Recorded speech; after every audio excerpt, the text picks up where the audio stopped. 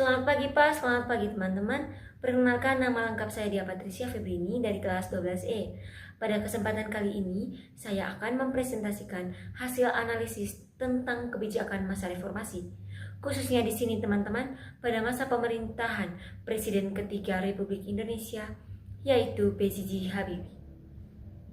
Masa pemerintahan beliau teman-teman sangat penting dalam sejarah Indonesia karena menjadi awal dimulainya era reformasi setelah berakhirnya Orde Baru. Oleh karena itu teman-teman, saya akan menjelaskan latar belakang, kebijakan, serta dampak dari pemerintahan B.J. Habibie menggunakan konsep 5W plus 1H. Nah teman-teman, pertanyaan yang pertama, apa yang terjadi pada periode ini? Masa pemerintahan B.J. Habibie teman-teman merupakan masa transisi dari Orde Baru menuju reformasi. Pada periode ini terjadi perubahan yang begitu besar dalam sistem politik, hukum, dan juga demokrasi di Indonesia. Reformasi teman-teman menuntut adanya keterbukaan, kebebasan berpendapat, dan pemerintah yang lebih demokratis.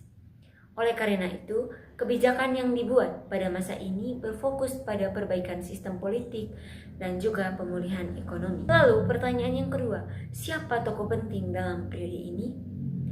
Nah teman-teman, tokoh utama dalam periode ini adalah tentu B.J. Habibie sendiri sebagai Presiden ketiga Republik Indonesia.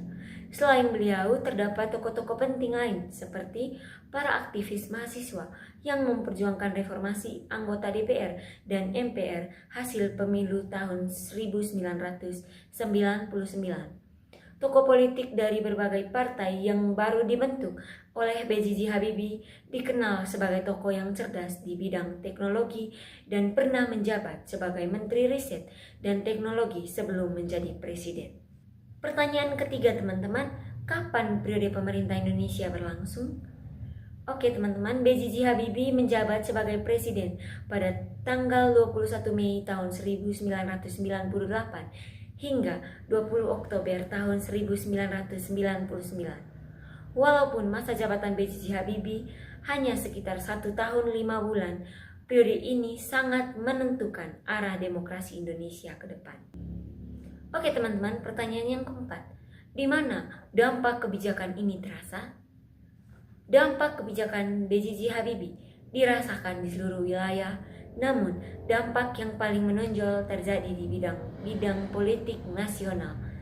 Daerah-daerah yang mendapatkan otonomi lebih luas, Timor Timur yang mengadakan referendum pada tahun 1999. Selanjutnya pertanyaan yang kelima, mengapa kebijakan ini dikeluarkan? Kebijakan reformasi dikeluarkan karena Indonesia sedang krisis ekonomi besar sejak tahun 1997.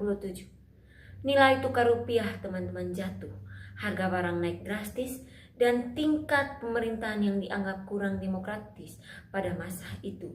Oleh karena itu, diperlukan kebijakan yang dapat memulihkan ekonomi, menciptakan pemerintahan yang lebih terbuka, memberikan kebebasan kepada rakyat. Lalu teman-teman, pertanyaan yang terakhir atau yang keenam, bagaimana dampak kebijakan tersebut? Nah, di sini teman-teman ada dampak positif dan negatif. Berikut saya akan membacakan dampak positifnya. Dampak positif, yang pertama, kebebasan pers semakin terbuka. Yang kedua, masyarakat bebas membentuk partai politik. Yang ketiga, pemilu tahun 1999 berlangsung lebih demokratis. Yang keempat, diterapkannya otonomi daerah. Dan yang kelima, perekonomian mulai menunjukkan tanda pemulihan. Oke, baik teman-teman, di sini saya akan membacakan hasil analisis atau hasil penilaian kritis dari saya pribadi. Menurut saya teman-teman, meskipun kita tahu bahwa masa pemerintahan B.J. Habibie sangat begitu singkat, meskipun begitu, beliau berhasil meletakkan dasar demokrasi yang kuat bagi Indonesia. Keberanian beliau dalam memberikan kebebasan pers dan menyelenggarakan pemilu demokratis menunjukkan komitmen di era reformasi.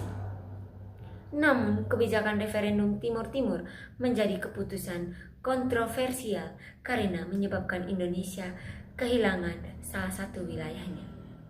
Secara keseluruhan, masa pemerintahan B.J.J. Habibie merupakan masa transisi yang sangat penting dan menjadi fondasi bagi perkembangan demokrasi di Indonesia hingga saat ini.